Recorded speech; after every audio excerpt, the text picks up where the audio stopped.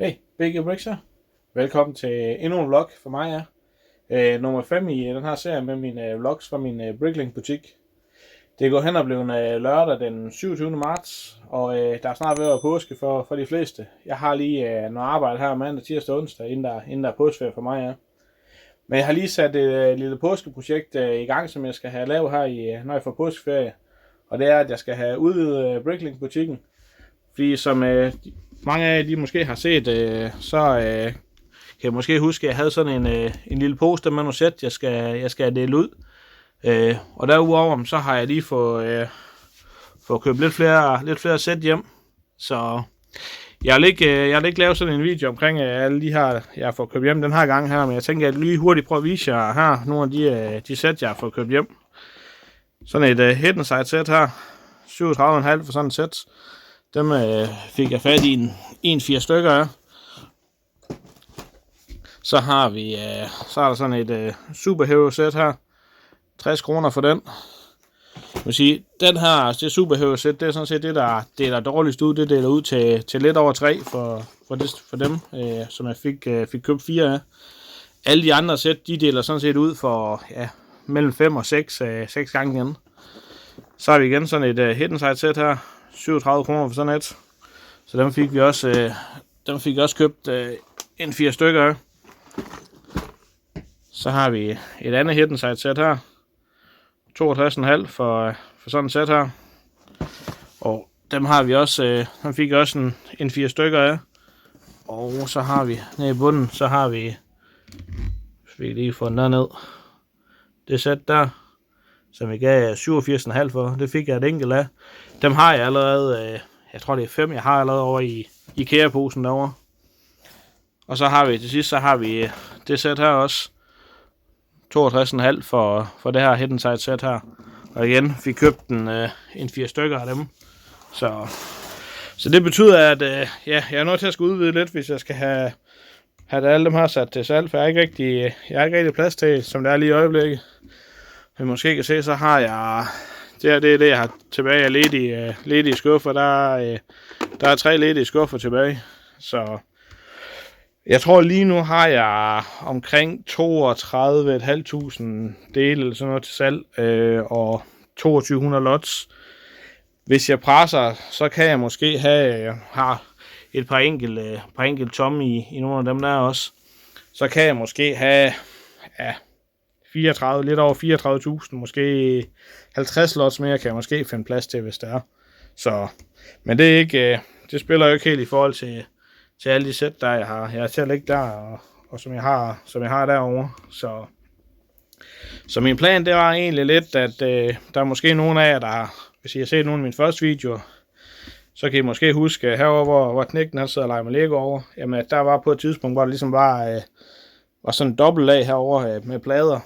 Der har jeg fået fjernet det øverste lag, så han kunne sidde derovre, og sidde og lege, fordi det var sådan lidt, det var lidt for højt til, at han kunne sidde på en stol herovre og sidde og lege. Og så har jeg fjernet det andet, der var sådan et andet bord her ved siden af os. Så planen det er nu, at, jeg kan sige, den reol her, der står herovre med alt muligt legetøj i, jamen, den vil jeg egentlig have flyttet, herover og stå her ved siden af radiatoren. Og så betyder det nemlig, at så kan jeg få fyldt op med de her skuffereoler, få købt nogle flere af dem. Så jeg egentlig kan fylde op hele vejen her fra gulv til, op til hylden her. Så jeg måske kan have 5 i højden eller sådan noget af dem til at være der. Så det er egentlig min plan for at få udvidet butikken. Jeg tror, jeg kan have omkring, jeg tror det er 7 mere af dem her, jeg kan få fat på, jeg kan have plads til i alt.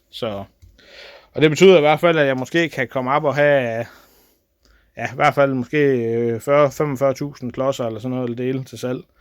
Og jeg tror med alle de sæt her, som jeg har her, jeg skal dele ud, jamen der kan jeg måske komme op lige over de 40.000 eller sådan noget, så vidt jeg husker. Så det er egentlig mit lille påskeprojekt, jeg skal tage i gang med at få udvidet butikken. Så jeg regner med, at den næste opdatering, den kommer her en gang, når jeg er kommet lidt videre med at få udvidet. Nu skal vi lige hen til mandag først, inden jeg kommer ud og få købt nogle flere af de der skuffereoler. Og så skal jeg have sat mærker på alle dem. Og så skal jeg have flyttet det hele. Så. Men I skal nok få en opdatering, når jeg er kommet videre med, eller når jeg enten er blevet færdig med det. Så er det blevet torsdag den 1. april. Og jeg er i fuld gang med at udvide butikken. Og jeg vil lige vise jer en lille opdatering for, hvordan det ser ud. Man kan se herovre, så er jeg i gang med at få lavet de nye skuffesystemer, for det sat ind. Og som det ser ud lige nu, så roder der lige lidt i butikken. Det står sådan lige lidt rundt omkring for at få gjort plads til, at jeg kan få lavet det nye her.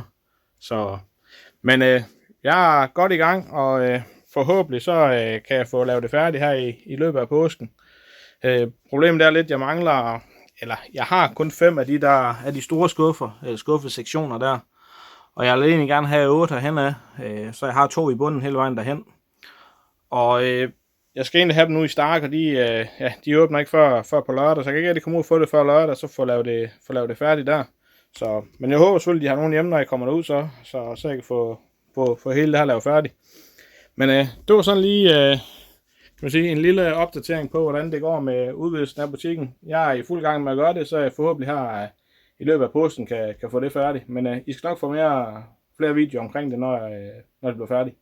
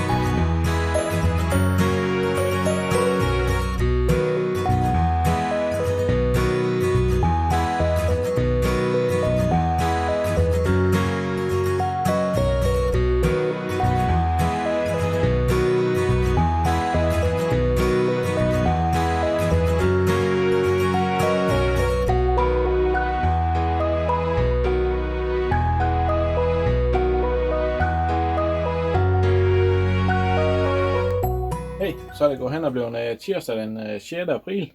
Påsken er ved at overstå, og for mit vedkommende, jamen der har det været en forholdsvis kort påske. Jeg har arbejdet mandag, tirsdag og onsdag. Men som I lige så har jeg været en tur i Legoland sammen med familien her i påskeferien. Så derudover, jamen så har jeg fået udvidet butikken lidt. Jeg har fået købt nogle flere af alle de her skuffereoler ind. Jeg har fået købt 3 mere af den her med 30 skuffer i, og jeg har fået købt 4 mere af dem her med 9 skuffer i. Så, og som man kan se her, så har jeg fået lavet sådan en ny lille væg herovre med alle de her skuffereoler her. Og jeg har selvfølgelig stadigvæk dem jeg nu havde herovre før. Og som man kan se, så mangler jeg lige en op i hjørnet her, men det var egentlig fordi, at Stark, hvor jeg købte dem de havde ikke flere af dem med 30 skuffer i. Så jeg må tage dem, de havde, og så kommer den der forhåbentlig hjem her i løbet af ugen. Så derudover, jamen, så har jeg allerede været i gang med at begynde at dele nogle af alle de her sæt ud. Nu har jeg nogle af alle de her sæt, jeg købte ind, de står herovre bagved. Og jeg har stadigvæk nogle til at stå nede i IKEA-posen dernede bagved. Så, men jeg har blandt andet fået delt 4 Superhero sæt ud. Og derudover, jamen, så i går der var jeg ved at dele det her Hidden Side sæt ud, som I kan se her. Det var sæt nummer 70435, som jeg havde 6 sæt af, som jeg fik delt ud. Og kan man sige, derudover, jamen, så har jeg egentlig jeg har en målsætning her med april måned at få delt så mange sæt ud, som jeg nu overhovedet har tid til at få gjort. Og så håber jeg på, at jeg kan komme op og nå 40.000 dele i butikken, inden april måned den er slut. Jeg mener, at lige nu ligger jeg nok omkring 33-34.000 dele i butikken, så lige en 6-7.000 dele mere, afhængig af, hvor meget det bliver solgt. Og man kan sige, indtil videre, så her april måned har ikke været specielt god. Jeg tror, jeg har fået 3 år der indtil videre her, den 6. Så det er ikke fordi, der er kommet mange år derind her i april måned. Og så lige en opdatering på, hvordan marts så ud for mig. Jamen, så var det faktisk en OK måned med salg i butikken. det var sådan set den måned, jeg havde allerflest ordre i hele butikken, som jeg har haft, mens jeg har haft butikken her det begynder at nærme sig et år efterhånden jo. Så med 34 ordre, men igen, som jeg sagde, har sagt tidligere, så var det ikke fordi det var det helt store ordre her, der var i marts måned. Men jeg endte med at komme op med en omsætning på lige under 4.000 og et overskud på lige omkring lidt over 1.600 kroner. Så det var egentlig det var en OK måned i marts, så jeg håber, der kommer til at ske noget mere her i april måned, især når jeg begynder at få delt nogle flere sæt ud og få nogle flere klodser i butikken. Så håber jeg selvfølgelig også, der begynder at komme lidt mere salg i det. Så derudover så tænker jeg lige, at jeg vil prøve at vise jer. Jeg skal lige se, om I lige kan få kameraet med her. Der er lige kommet en ny lille milepæl på kanalen. Som I kan se her, så har jeg lige fik rundet i 1500 visninger på kanalen her i påsken. Og det er egentlig meget glad over. Det synes jeg, det er meget fedt at nå alle de der små milepæle, der nu kommer undervejs. Men det er sådan, det jeg får påsken til at gå med. Som sagt, jeg håber på april måned, jamen der kommer jeg nok til at bruge en del tid på at få delt sæt ud. Jeg har egentlig nogle flere videoer, jeg gerne vil have lavet, men jeg tror ikke, jeg når at få lavet ret mange flere her i april måned, for jeg tror, det er mest, jeg bruger mest min tid på at få delt sæt ud i stedet for. Og så bliver det måske først i maj, jeg får tid til at lave de videoer. Men jeg skal nok komme med de videoer, som jeg nu har tænkt mig, som jeg vil have lavet her. Og ja, og så ellers bare se, om jeg kan få fyldt op i alle de der nye skuffer, som jeg får i butikken. Så det var lige det, der var sket for mig her i løbet af påsken. Så er det gået hen og blevet onsdag den 14. april. Og så lige en status på, hvad der sker i butikken her i april måned indtil videre. Jamen det er, at der sker ikke så meget. Jeg tror, den første uge i april, jamen der var nogle ordre. Jeg tror, jeg havde 6 ordre eller sådan noget i løbet af den første uge eller sådan noget. Og jeg tror, den 7. april var, da jeg havde den sidste ordre i butikken. Så den sidste uge, der er slet ikke kommet ordre ind i butikken. Så der sker ikke så meget lige i øjeblikket. Men det betyder selvfølgelig, at så har jeg tid til at få delt nogle af de sæt ud, som jeg nu havde fået købt ind. Og jeg tror sådan status indtil videre, hvis jeg prøver at få det med over og kigger. Jamen det er, at lige nu der er jeg på 36.800 dele i butikken. Så, og det næste jeg sådan lige skal i gang med at få delt ud, det er det sæt, vi har herovre. Det her Hidden Side sæt her, 70-430. Dem har jeg har 11 stykker af dem, som jeg skal have delt ud i butikken. Og det jeg mener, så vidt jeg husker, så giver de omkring 3800 dele eller sådan noget i alt for de 11 sæt. Og det betyder, når jeg får delt dem ud, jamen så kommer jeg over de 40.000, som egentlig var mit mål her for april måned. Men det tager selvfølgelig lidt tid at få delt dem ud. Og så, man kan sige, det var egentlig et sæt, jeg har haft købt til butikken før, så det betyder selvfølgelig, at der kommer ikke så mange nye lots i butikken. Men der kommer en masse dele, der kommer ind i butikken, så jeg kommer til at have noget mere mængde af de forskellige dele, i stedet for at have flere lots. Så jeg ved ikke, hvad I går efter, sådan jeg der ser med, som allerede har en Bricklink butik, om I går mere efter lots, eller I går mere efter kvantiteten af de dele, som I har. Men skriv endelig en kommentar ned i kommentarfeltet omkring, hvad det er, I går efter. Så derudover så fik jeg lige købt et sæt til mig selv. Jeg har haft kigget på i et stykke tid, som jeg egentlig gerne vil have fat i. Nu tænker jeg, nu må jeg hellere få det købt, inden det snart udgår.